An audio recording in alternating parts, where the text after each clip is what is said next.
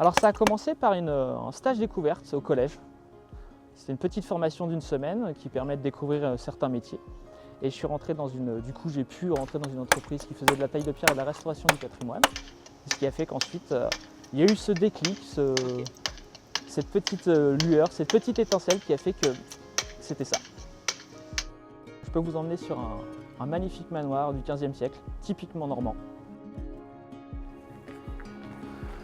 Donc là on est devant le manoir du XVe siècle de la ferme Hérault, qui est en silex taillé et en pierre de taille.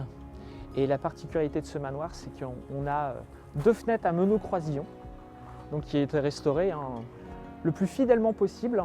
Donc le meneau, c'est la partie qui est centrale, et le croisillon, la partie horizontale, qui est généralement en une seule pièce, qui est monolithe en fait. La pierre qui a été utilisée déjà, on a essayé de se rapprocher au maximum de la pierre d'origine. Il n'y a plus d'extraction ici en Normandie, il n'y a plus de carrière, donc obligé d'aller chercher des pierres un peu plus loin. Celle-ci vient de Poitou-Charentes, c'est de la Richemont jaune exactement, et elle a 55 millions d'années pour être exact.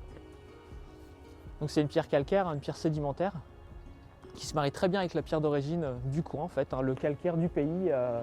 Dans la continuité, en fait, là on a la porte d'entrée, donc on a pu restaurer les 2 jambages de l'ouverture. On a conservé le linteau avec les pierres d'origine, ici. Et par contre, sa particularité ici, c'est que cette porte-là, en fin de compte, c'était rempli de ciment. C'était que du ciment, ce qui était fait certainement après-guerre. Donc on a été obligé de rechercher un petit peu par rapport à ce qu'on avait d'origine sur les fenêtres à meneaux croisillon pour recréer, en fin de compte, un pied typique du 15e.